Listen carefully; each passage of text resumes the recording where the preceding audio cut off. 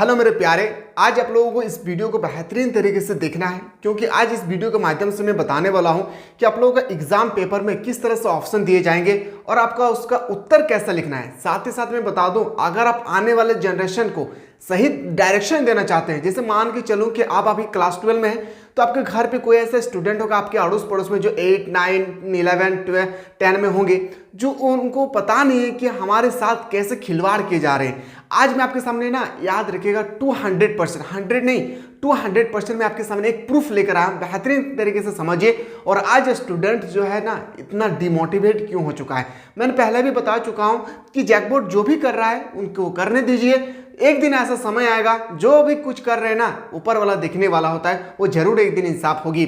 आज मैं सच में बता दूं, आप लोग जितना परेशान नहीं है ना, उससे कई गुना ज्यादा परेशान जो पढ़ाने वाला होता है वो होते हैं, क्योंकि दिन प्रतिदिन कोई ना कोई नया नया नोटिस हमेशा जारी करते रहते हैं जैकबोर्ड। समझिए मैं ऐसा क्यों बोल रहा हूं, क्योंकि एक स्टेटमेंट है यहाँ पे, आप लोग ध्यान से समझिए। मैट्रिक और इंटर परीक्षा में अब नहीं मिलेगी ब्रेक। ये सही बात है कि ब्रेक नहीं देना चाहिए, लेकिन ब्रेक अगर नहीं होगी उस समय किसी व्यक्ति का अगर 3 घंटे में कोई इमरजेंसी मतलब कुछ भी हो सकता है, इंटरनल प्रॉब्लम अगर हो जाए, उस समय क्या होगी। ब्रेक होना चाहिए 1.5 घंटा के बाद, कम से कम 5 मिनट का, जिस तरह से पहले हुआ करता था। खैर अब ब्रेक भी बंद कर दिए, कोई बात नहीं है। 5 जिले ने नहीं भेजी रिपोर्ट। अब 5 जिले ने नहीं भेजी रिपोर्ट, तय नहीं हो पा रही परीक्षा केंद्र, शिक्षा सचिव नाराज। शिक्षा सचिव का मतलब जो सेक्रेटरी होती है ना, शिक्षा का सेक्रेटरी जो होती है, जैक का सेक्रेटरी है, वो नाराज इसलिए है क्योंकि 5 जिलों ने जो है नहीं भेज पाया है। क्या पता है परीक्षा केंद्र, आप लोगों का सेंटर कहां होगी। आप बताइए, यहां पे ये डिसाइड नहीं हो पा रहा है कि हम लोग सेंटर को किस तरह से इंडिकेट करें, कौन से स्टूडेंट को कहां पे एग्जाम दिए जाएंगे, फलाना स्कूल का ठेकना स्कूल में एग्जाम होगी या नहीं, ये इन लोग को तय करने में कैसा कैसा इन लोगों का समय बीत रहा होगा। अब खुद समझिए, साथ ही साथ स्टूडेंट को भी रुला रहे हैं। रोने वाली बात है या नहीं। आप बताइए, एग्जाम पैटर्न चेंज किए, बड़ी बात। आपने एग्जाम पैटर्न क्यों चेंज किए, इसके पीछे रीजन देना था ये पहले। दूसरी बात ये था कि इससे पहले आप लोगों को कम से कम 6 महीना पहले इंफॉर्मेशन देना चाहिए स्टूडेंट को, वो भी नहीं दिए।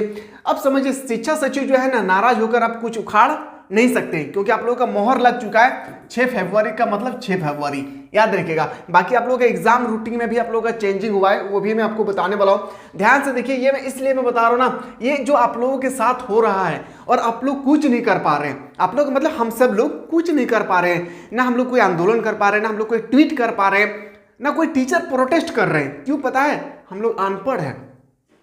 इसलिए आने वाला जनरेशन को इतना एजुकेटेड बताइए कि शिक्षा मंत्री तो शिक्षा मंत्री क्या, मेरा लाल, एक सीएम भी उसके सामने झुकना पड़े अगर गलत काम करेंगे तो। खुद को इस काबिल बनाना होगा। तो आने वाले जनरेशन को बिल्कुल उन लोगों को सही वे बताइए, सही रास्ता बताइए कि शिक्षा क्या होती है।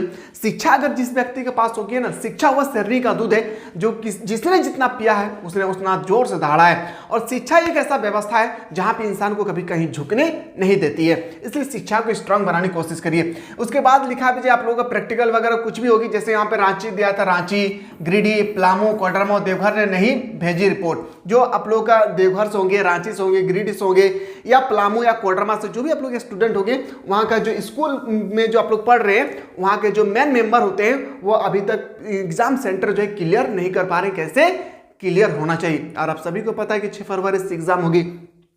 निर्धारित हो पा रहा है मैट्रिक इंटर के परीक्षा केंद्र, शिक्षा सचिव ने जताई नाराजगी, युवतियों को लिखा पत्र। और लिखा पत्र इसलिए क्योंकि आप लोग थोड़ा सा जल्दी कीजिए, लेकिन एग्जाम 6 फरवरी से ही ले जाएंगे। ठीक, इसके बीच में बहुत सारे घटनाएं घटी है, जैसे कितना बजे से एग्जाम होगी, कितना बजे आप लोगों को खत्म होगा, सारा चीज दिए जाएंगे बेहतरीन तरीके से। समझिए, अब एक मैं बात बता दूं, ये आप लोगों का रूटीन है जो आप लोगों को बेहतरीन तरीके से पता है कि सारा सब्जेक्ट का बेहतरीन तरीके से आप लोगों का हमारे यहाँ पे क्लासेस चल रही है। जैसे आप लोगों का हिस्ट्री का 13 तारीख को एग्जाम है, और टारगेट बनाइए। मैं पहले ही बता चुका हूं और अभी भी बोल रहा हूं, पहले से ही आप लोग टारगेट बना के रखिए। सर 30 क्वेश्चन ऑब्जेक्टिव होगी, तो 30 का मतलब 30, 150 मार्क्स का हमारे पेपर में ऑब्जेक्टिव होगा। 150 का मतलब सर हम लोग 150 मार्क्स ला के दिखाएंगे। बाकी हम जो चीज आप लोगों को प्रोवाइड कर रहे हैं एप्लीकेशन के माध्यम से, सारा चीज को आप लोग नोट डाउन कर लेना है। ठीक है, तो ये नोटिस आप लोगों को बेहतरीन तरीके से समझ में आ गया होगा।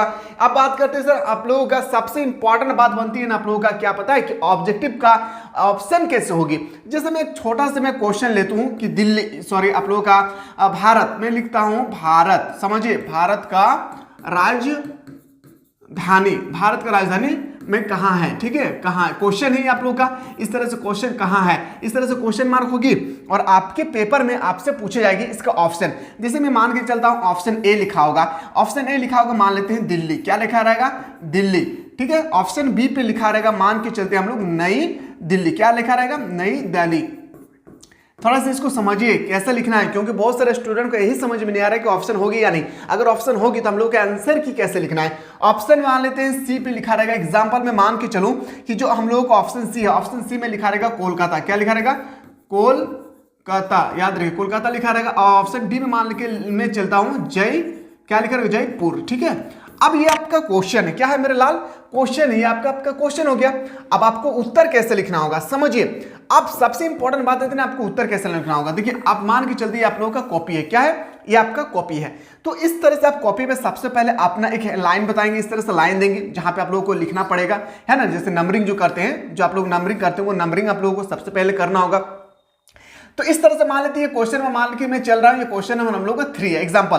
तो आपको यहां पे लिखना होगा सबसे पहले क्या, 3, क्या लिखना होगा, 3 लिखकर आपका आंसर में मान के चलता हूं भारत की राजधानी क्या है, नई दिल्ली। तो ऑप्शन बी सही होगा, तो सिर्फ यहां पे आप लोगों को बी लिखना है, क्या लिखना है, बी। अगर आप इस तरह से लिखते हैं एग्जाम में, मेरे बात को समझिए, अगर इस तरह से आप एग्जाम में लिखते हैं तो आपका क्रॉस हो जाएगी, याद रखिएगा, क्योंकि एग्जामिनर यहाँ पे पूरा डिटेल्स से लिख दिया है। यहाँ पे आप पूरा डिटेल्स में न्यूज शायद यहाँ पे नहीं लाया हूँ, सॉरी मैं भूल गया हूँ।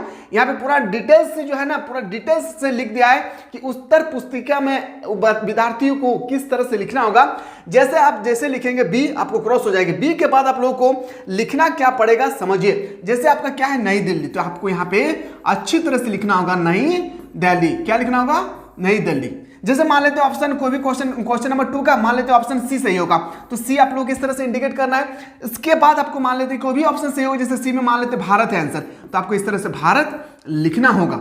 इस तरह से आप लोगों का ऑप्शन लिखना होगा, किसी के भी बात पे ना लगे मेरे लाल, क्योंकि मैं जो आप लोगों का लेटेस्ट न्यूज आया है आज की न्यूज में, वहां पे इंडिकेट किए गए हैं। शायद आप लोगों का मैं ग्रुप में डाल दूंगा, कोई ऐसा स्टूडेंट है जो अभी तक हमारे व्हाट्सएप ग्रुप को ज्वाइन नहीं किए, तो नीचे ऑलरेडी डिस्क्रिप्शन में व्हाट्सएप ग्रुप का लिंक दिया हुआ है, वहां पे जाकर आप लोग जल्दी से ज्वाइन करें। आपको मैं व्हाट्सएप ग्रुप का आपका नोटिफिकेशन जो जैकबोर्ड के माध्यम से आया है वो भी मैं बता दूंगा कि आप लोगों का जो आपका ऑप्शन बेस्ड जो है कैसे एग्जाम में आप लोगों को इंडिकेट करना है, वो भी मैं आपको नोटिस में डाल दूंगा, ठीक है। तो यहाँ पे आपको इस तरह से लिखना है। कोई भी टीचर अगर आपसे कहे कि आपको सिर्फ ए बी सी आंसर की करना है, बिल्कुल आप लोग ऐसा नहीं करना है। पूरा आपका पूरा मेंशन करना है कि अगर बी सही होगा तो ऑप्शन नंबर बी में क्या लिखा हुआ था, ये आपको यहाँ पे जाकर बैठाना होगा, ठीक है। आशा करते हैं कि आप लोगों को समझ में आ गया।